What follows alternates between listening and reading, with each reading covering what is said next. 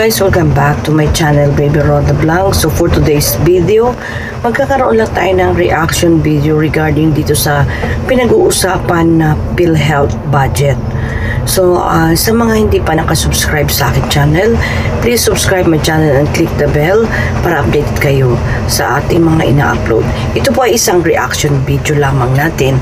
At i-subscribe po ninyo si Satar Said Official. Sa kanya ko po nakita ang usaping ito na regarding sa PhilHealth. So guys, panoorin nyo po ang ating video. Maraming salamat.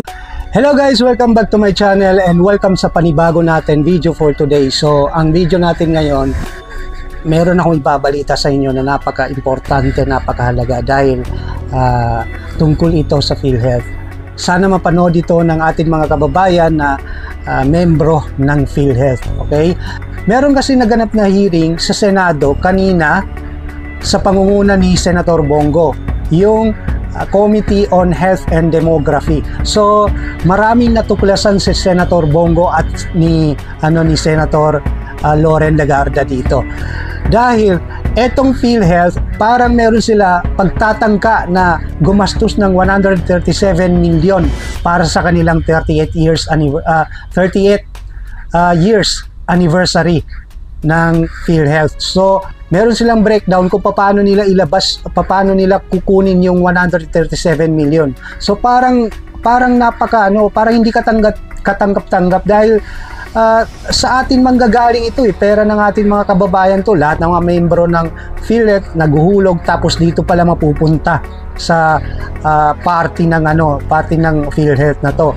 So yung kay BP Sara nga na issue, yung confidential fund niya is 125 million. Eto 137 million. Tapos gagamitin lang sa celebration nila para sa kanilang 38 years anniversary. Hindi ito katanggap-tanggap, 'di ba? So kaya gusto ko mapanood niyo ang video na to para naman kumbaga para ma-aware kayo na nagpoplano ngayon ng PhilHealth maglabas ng 137 million para sa kanilang 38 years anniversary.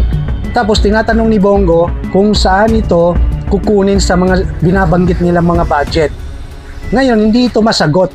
Tapos sumabat itong isa pang officer ng PhilHealth na hindi naman daw nila plano 'yon.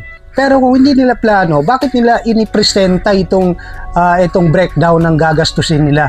Parang hindi ito katanggap-tanggap. Kaya panoorin natin guys, dahil para ma-aware kayo, na para malaman nyo na may mga plano talaga itong PhilHealth na to na kunin yung ating mga pera. Okay, especially dun sa mga taong talagang nagbabayad sa PhilHealth. Nagulong sila sa kanilang contribution sa PhilHealth.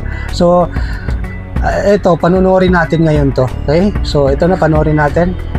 Kabilang right side po siya. Now, ito pong dalawang ito, that's 281 and 150, 431, Opo, ha? opo. Okay po. okay po. Yung back up nito o sa kabilang banda niya, yung asset po natin, ito yung sinasabi na 600 po. We have as of September 628.2 billion asset, total asset po. Total asset, that is cash in the bank. Cash, non-cash, including mga properties po ng korporasyon. Teka. Total po to. Hindi. Yung 600 na yan, bigay nyo yung breakdown. So, Yes po. ibig sabihin, 281 and 150, Grabe, laki ng pera ng PhilHealth, billion, iba pa sa 600. So, meron kayong 600 plus 431. Ha? Okay. So, Saan nyo so, mali kukunin? pala ang balita. Hindi lang pala 600 ang meron kayo. 1 trillion. Ma'am, 1 trillion pala ang pera ng PhilHealth. Ayon kay Senator Loren Legarda. Hindi lang pala 600 billion ang pera ng PhilHealth, kundi 1 trillion. Trillion. Sabihin nyo. Explain ko, ma'am, ha? Okay, paki-explain mo na. Explain ko po, ma'am. Mr. Chair, Nagguguduhan na explain ko lang siya sila, na konti.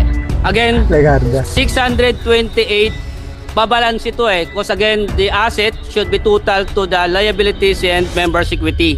Now, on the part of the asset natin, we have 628.2 as of September. Sa 600, Ulit. Ang pinagsimulan po natin yung 600 billion na nababasa namin sa pahayagan at nang sinabi po ng DOH na meron po ang PhilHealth 600 billion cash. Kanina, isang oras na yata tayo, lahat ng kasamahan nyo, including ang CEO at yung abogado, sinabi na meron daw kayong 281 na reserve at 150 na surplus. Sabi nyo, CEO and attorney, parte ito ng 600. Ayan na, nabubunyag na yung mga anomalya na nangyayari sa PhilHealth. Ito na yung B.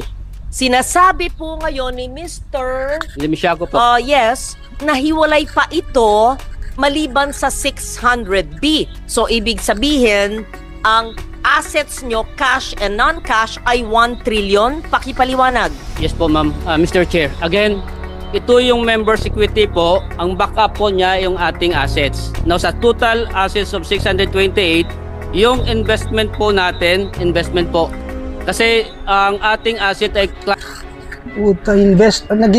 parang investment na yung naririnig ko dito Parang negosyo na yata ang PhilHealth ngayon. classified into two. Nagninegosyo na sila.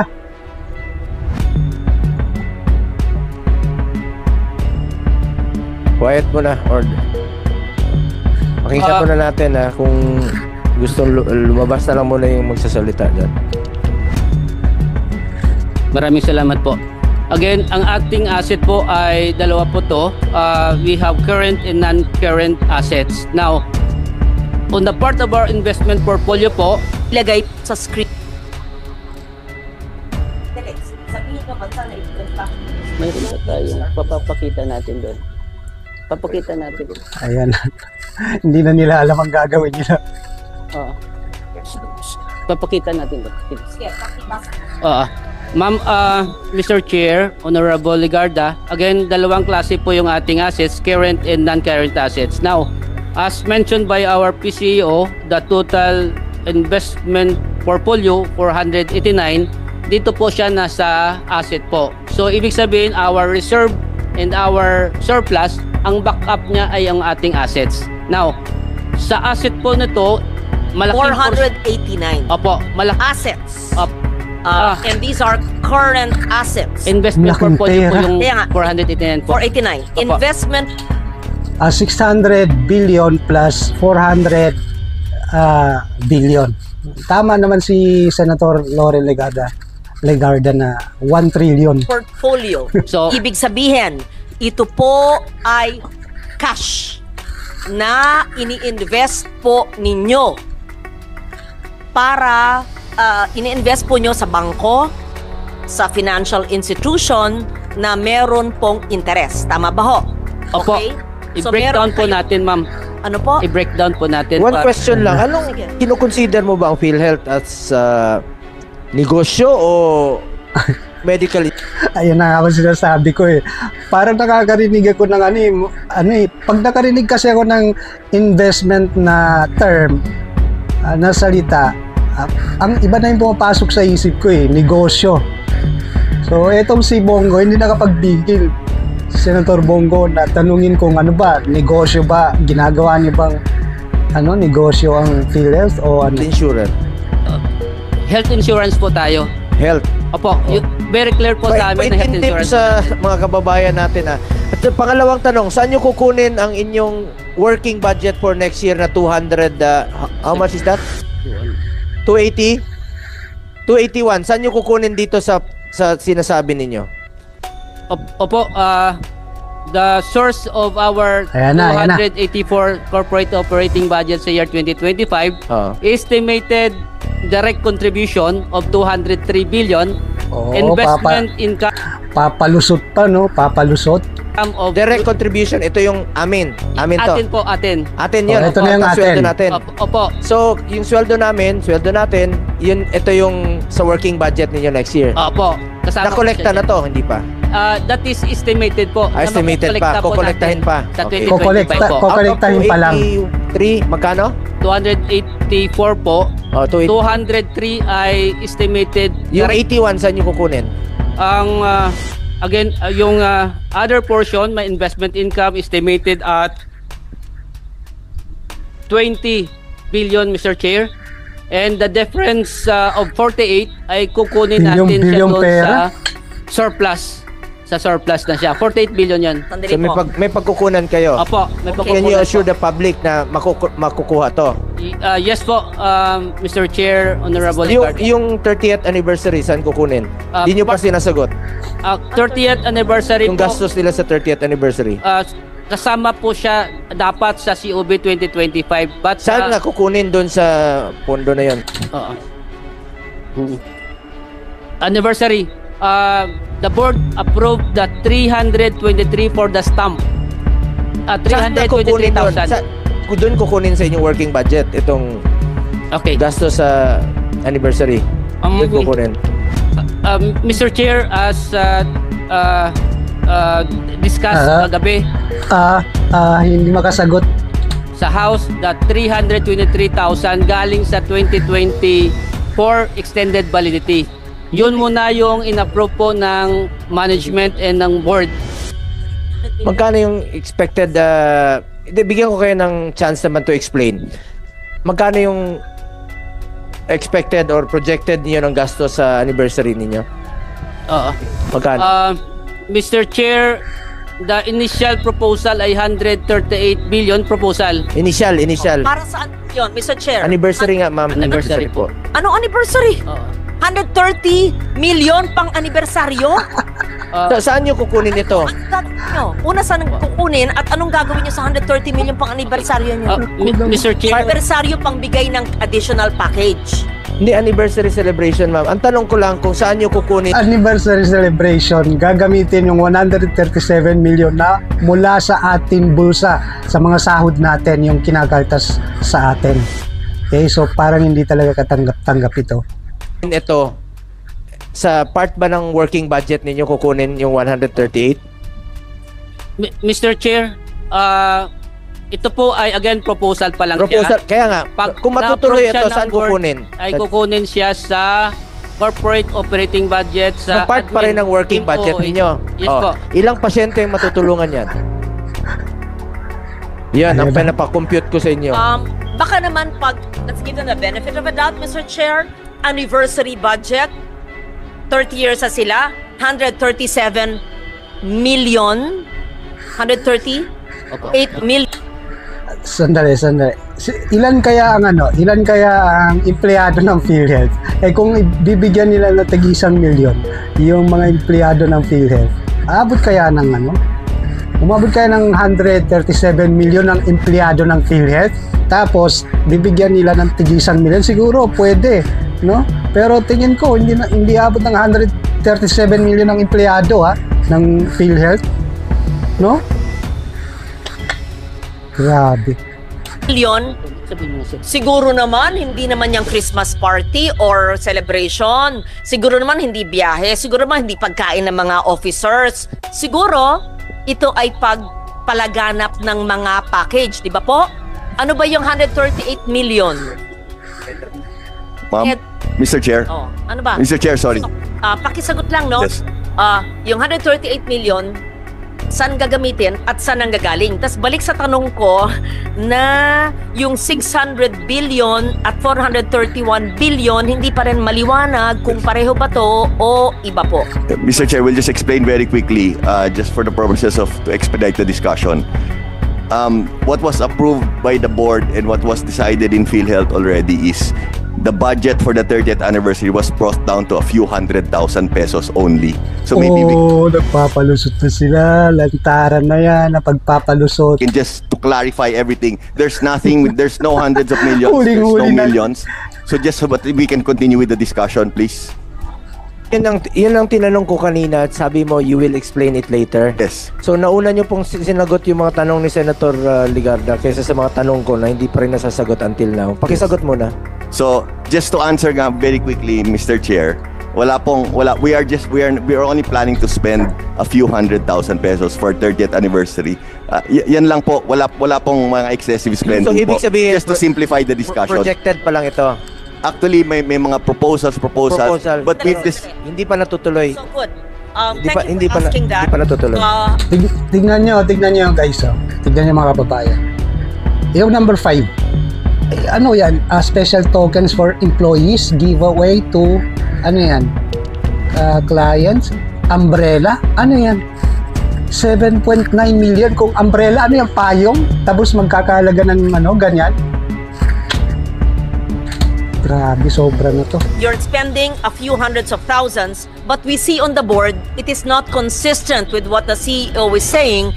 It's 137.7 million. What is this? An invention? A proposal of some brilliant person? Buti na lang, merong nagkontra at may board. Ano ba ito? Gala night. Gala night? And Sports Fest, 32 million and 13 million. Habang ang dami-daming nangangailangan ng healthcare. Anyway, erase na ito. Who's the smart person who gave this? Mr. Chair, this was endorsed by a group inside PhilHealth. Sino yung grupo? You have to name the group because you have to enlighten that group. Kung hindi po dinis-approve ng board ito at hindi kami nanunood sa inyo, walang oversight function ang Senado, ang Congress, you could have, because you're a GOCC, we don't watch you every day. Mr. Chair, Madam. Brilliant na nagbigay nito. We have an anniversary committee. Sino po ang head ng anniversary committee? The anniversary committee po is headed by Mr. Ray Balenya po. Can that person, please, not now, don't waste our time, give a memo to the chair of the finance committee of the health committee on why the person and the group thought of using 137 million of PhilHealth funds for giveaways and a gala night. We will submit, Your Honor. We will submit it within the day to Congress. No? A sports meet to the Senate. for 32 million and a gala night with PROs. I hope it's at GROs at 13 million. And a gala night with HOs for not 4 million, blah, blah, blah. And, okay. And umbrellas for 7.9 million? What's this? Special tokens in umbrella? Yan yung sinasabi ko kanina. Sabi ko, ano to? 7.9 million na to, umbrella. Ang pagkakaintindi ko sa umbrella kasi, ang pagkakaintindi ko dyan, payong yan. So kung payong yan, bakit abot ng ganyan kalaking halaga? 7.9 million. Senator Lawrence, may lang po, no? All of those. Kaya nga, projected o plano niyo lang po, kaya tanong ko lang naman po sa inyo kanina pa, kung sakaling natuloy po ito, ilang pasyente po ang makikinabang dito? Ilang pasyente po ang naghihingalo na matutulungan dito? Ilang buhay pa po? Tama si Bongo, Senator Bongo, tama. Kaya sabi ko sa inyo, dito sa ating panggobyerno, parati isipin natin, konsensya. 600 million. Yung mahiwagang 600, kasama ba ho ang 431? Iba pa po. Thank you. Mr. Chair, Honorable Ligarda, that 628.2 billion is the total assets. Kasama po dito ay ang ating investment portfolio po of 489 billion po. So ayun guys, no, nakita niyo naman kung paano magpalusot ang PhilHealth na to. Okay? Huling-huli na nga sila sa plano nila. Sabihin na natin, plano pa lang nila. Kumbaga, proposed budget pa lang nila to. Pero bakit nila inipresent ito kung ang plano nila is 100,000 lang yung gagastusin nila? Tapos, ganito kalaki. Sabihin natin na anniversary nila, pero hindi dapat manggagaling sa atin. Para sa akin, hindi talaga katanggap-tanggap ito. Tingnan natin guys kung bubusisihin ng Congress itong issue na to. Itong 137 million na to para sa 38 years anniversary ng PhilHealth.